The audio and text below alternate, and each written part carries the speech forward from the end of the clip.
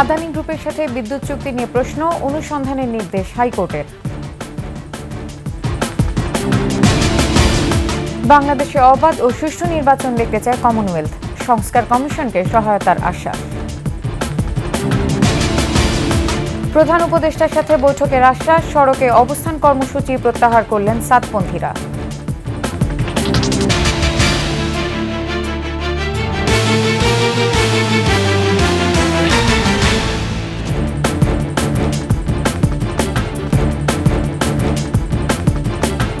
শুনছিলেন সংবাদ শিরোনাম। আমন্ত্রণ জানাচ্ছি দুপুরের ২১ সংবাদের, সাথে আছি আমি নার্গিস মুর্শিদলিমা।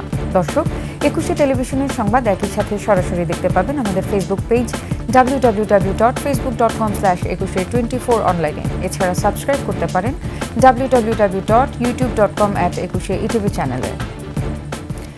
আদানির সাথে বাংলাদেশের বিদ্যুৎ চুক্তি নিয়ে প্রশ্ন তুলে তা অনুসন্ধানের নির্দেশ দিয়েছেন হাইকোর্ট। বিচারপতি ফারাহ মাহবুবের নেতৃত্বাধীন হাইকোর্টের দ্বৈত বেঞ্চ এ আদেশ দেন। একই সঙ্গে আদানি পাওয়ার প্ল্যান্টের সাথে বাংলাদেশের বিদ্যুৎ চুক্তি কেন পুনর্বিবেচনা নয় এ বিষয়ে রুল জারি করা হয়েছে।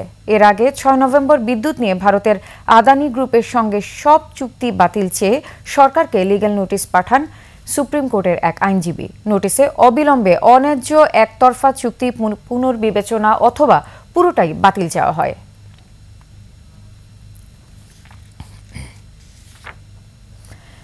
বাংলাদেশে একটি অবাধ, নিরপেক্ষ ও সুষ্ঠু নির্বাচন দেখতে চায় কমনওয়েলথ। নির্বাচন সংস্কার কমিশনের সঙ্গে বৈঠক শেষে একথা জানিয়েছেন কমনওয়েলথের প্রতিনিধি দলের প্রধান প্রফেসর লুইস জি ফ্রান্সিসি।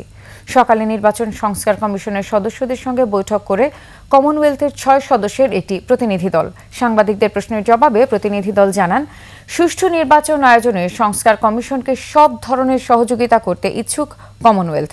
নির্বাচন সংস্কার কমিশনের প্রধান বদিউল আলম মজুমদার বলেন, বাংলাদেশের নির্বাচন ব্যবস্থা সম্পর্কে জানতে চেয়েছে কমনওয়েলথ প্রতিনিধি দল। সুষ্ঠু নির্বাচন আয়োজনে তারা সব ধরনের সহযোগিতা করতে ইচ্ছুক।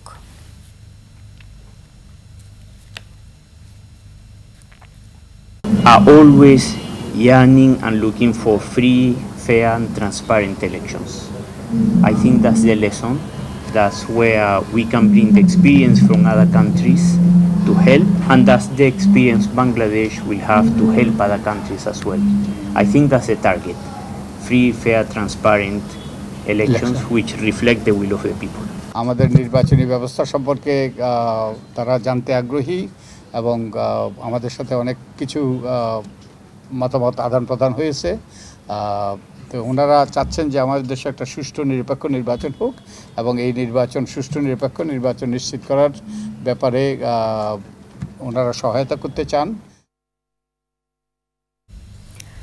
বাংলাদেশ সহ বিশ্বের সব দেশেই শান্তিপ্রিয় আন্দোলনের সমর্থন জানায় যুক্তরাষ্ট্র। স্থানীয় সময় সোমবার মার্কিন পররাষ্ট্র দফতরের নিয়মিত ব্রিফিংয়ে ভারতীয় সাংবাদিকদের প্রশ্নের জবাবে এমনটা বলেন মুখপাত্র ম্যাথিউ মিলার। বলেন, কোনো দেশেই শান্তিপ্রিয় আন্দোলনের সরকারের সহিংস দমন পীড়নের পক্ষে নয় যুক্তরাষ্ট্র। একই সঙ্গে এ ব্যাপারে বাংলাদেশের সঙ্গে আলাদাভাবে কি কথা হয়েছে তা ব্রিফিংয়ে বলতে রাজি নন মিলান। এ সময় ধর্মীয় সংখ্যালঘু ইস্যুতে প্রশ্নের উত্তর দেননি মিলার। রাজধানীর নিউ মার্কেট থানার হত্যা মামলায় সাবেক খাদ্যমন্ত্রী অ্যাডভোকেট কামরুল ইসলামকে ৮ দিনের রিমান্ডে নেওয়া হয়েছে। সকালে কামরুল ইসলামকে আদালতে হাজির করে ১০ দিনের রিমান্ড আবেদন করে পুলিশ। পরে শুনানি শেষে ৮ দিনের রিমান্ড দেন মেট্রোপলিটন ম্যাজিস্ট্রেট জিহাদুর রহমান জুম্মনের আদালত। সোমবার রাতে রাজধানীর উত্তরা থেকে কামরুলকে গ্রেফতার করা হয়। কামরুল এবং তার পরিবারের সদস্যদের নামে দেশে বিদেশে বিপুল পরিমাণ অবৈধ সম্পদের খোঁজে নেমেছে দুর্নীতি দমন কমিশন। এছাড়া আইন প্রতিমন্ত্রী থাকাকালে কর্মচারী নিয়োগের ক্ষেত্রে কোটি কোটি টাকা ঘুষ নেওয়ার অভিযোগ রয়েছে কামরুলের বিরুদ্ধে।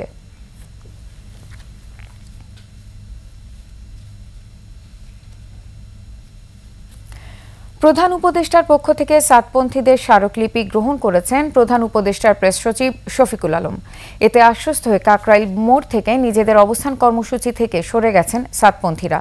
এর আগে সকাল ৯টায় মাওলানা সাদ কাম্ভলিকে ইজতেমায় অংশগ্রহণের অনুমতির দাবি নিয়ে যমুনার উদ্দেশ্যে যাত্রা শুরু করে সাতপন্থী তাবলিগ জামাতের সাথীরা।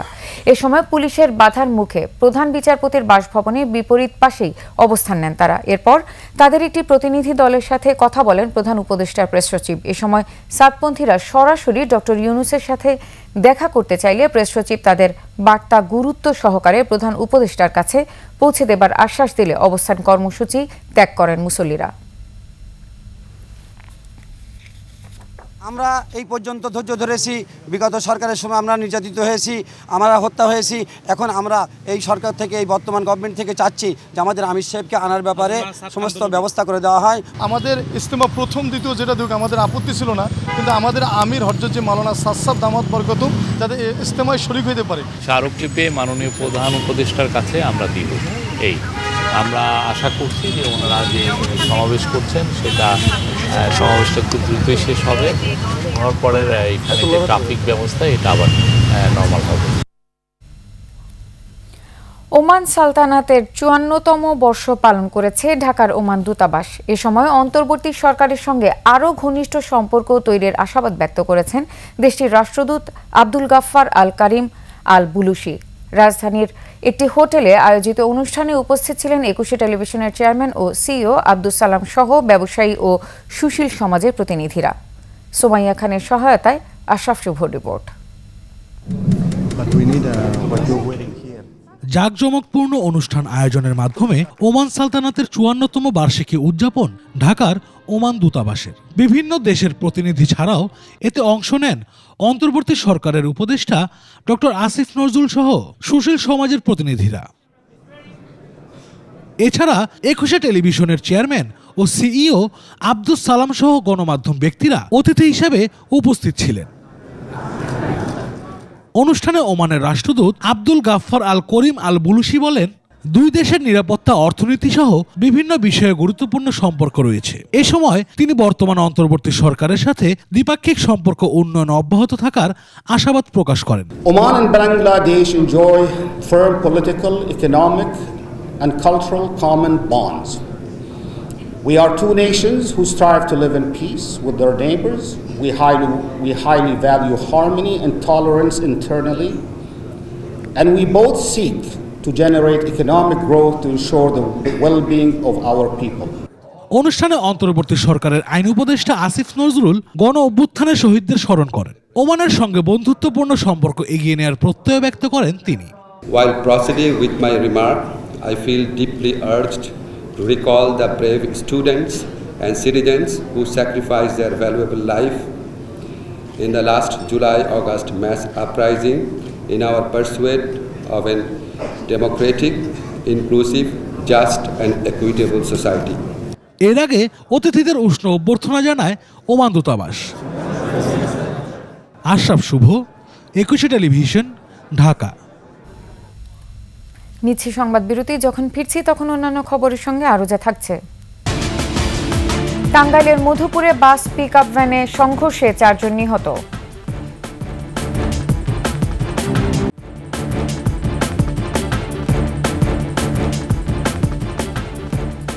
আবারও আমন্ত্রণ দুপুরের ২১শে সংবাদে। টাঙ্গাইলের মধুপুরে বাস ও পিকআপ ভ্যান সংঘর্ষে ৪ জন নিহত হয়েছেন।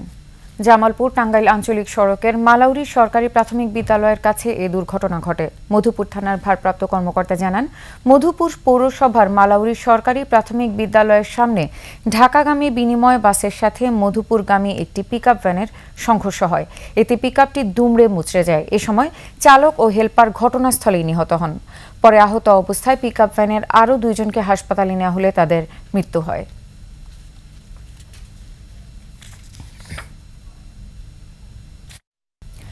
আয়ারল্যান্ড সিরিজের জন্য ১৫ সদস্যের দল ঘোষণা করেছে বাংলাদেশ ক্রিকেট বোর্ড। আগামী ২২ নভেম্বর ৩ ওয়ানডে ও ৩টি টি-২০ খেলতে ঢাকায় আসছে আয়ারল্যান্ড নারী ক্রিকেট দল। ২৭ নভেম্বর সিরিজের প্রথম ওয়ানডে, পরের দুটি ৩০ নভেম্বর ও ২ ডিসেম্বর। সবগুলো ম্যাচই অনুষ্ঠিত হবে মিরপুর শেরেবাংলা স্টেডিয়ামে। আর টি-২০ সিরিজের ভেন্যু সিলেট আন্তর্জাতিক স্টেডিয়াম। এই সিরিজ দিয়ে প্রায় ১.৫ বছর পর ওয়ানডে দলে ফিরছেন বাংলাদেশ দলের স্টার পেসার জাহানারা আলম।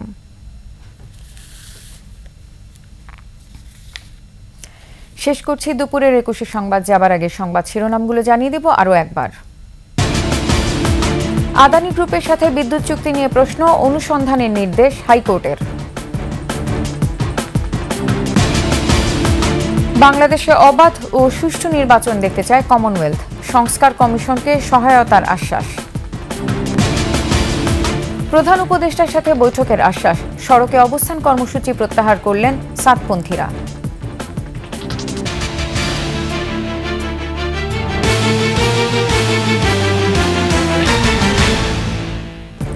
সর্বশেষ সংবাদ জানতে ডায়াল করুন 2021 নম্বরে আর ভিজিট করুন ekushe-tv.com ওয়েবসাইটে। ফেসবুকে ভিজিট করতে পারেন www.facebook.com/ekushe24 অনলাইনে। এছাড়া সাবস্ক্রাইব করতে পারেন www.youtube.com/ekushe-etv চ্যানেলে। এতক্ষণ সঙ্গে থাকার জন্য ধন্যবাদ।